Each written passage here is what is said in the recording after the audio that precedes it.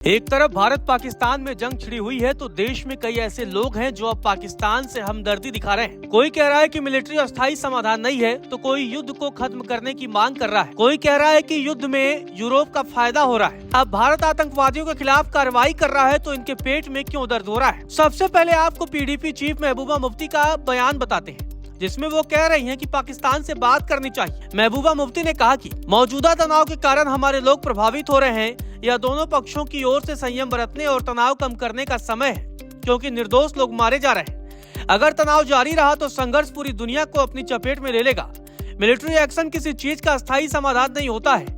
हमें राजनीति के तहत इस मसले को सुलझाना चाहिए। इसमें दोनों तरफ से लोग मर रहे हैं। जम्मू कश्मीर के लोग कब तक ऐसे मरते रहेंगे?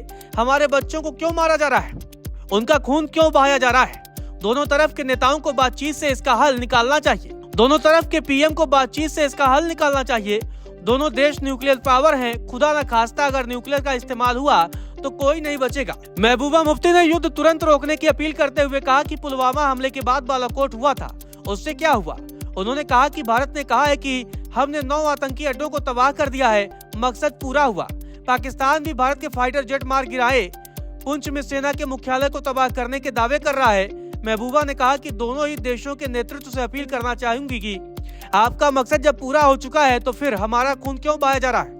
यह लड़ाई बंद होनी चाहिए। उन्होंने यह भी कहा कि भारत और पाकिस्तान दोनों ही देश परमाणु संपन्न देश हैं। खुदा न खास्ता परमाणु हथियारों का उपयोग हुआ तो इस रीजन में कोई नहीं बचेगा। वहीं प्रधानमंत्री नरेंद्र मोदी को चुनौती देने वाली और आतंकियों का सिर मांगने वाली नेहा सिंह राठौर भी युद्ध पर ओछा बयान दे रही है। पहले वो दावा कर रही थी कि उनके परिवार के कई लोग सेना में हैं और अब वो युद्ध में नफा नुकसान की बात कर रही हैं। नेहा ने एक ट्वीट में लिखा, लाशें भारत और पाकिस्तान में गिर रही हैं, हथियार यूरोप वालों के बिक रहे हैं, बताओ युद्ध कौन जीत रहा है? नेहा सिंह राठौर के इस बयान के बाद विवाद हो गया।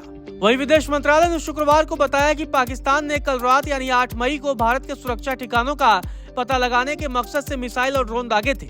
इस हमले में पाकिस्तान ने संभवतः तुर्की के ड्रोन का इस्तेमाल किया था। शुक्रवार को प्रेस कॉन्फ्रेंस में विदेश मंत्रालय ने यह जानकारी दी। विदेश मंत्रालय ने बताया कि 8 मई को भारतीय शहरों पर हुए हमलों में पाकिस्तान की सेना ने संभवतः तुर्की निर्मित ड्रोन का इस्तेमाल किया। ड्रोन के मलबे की शुरुआती फॉरेंसिक जांच से पता चला है कि ये ड्रोन तुर्की के एसाइन गार्ड सोनगर मॉडल थे जिन्हें आमतौर पर निगरानी और सटीक हमलों के लिए इस्तेमाल किया जाता है।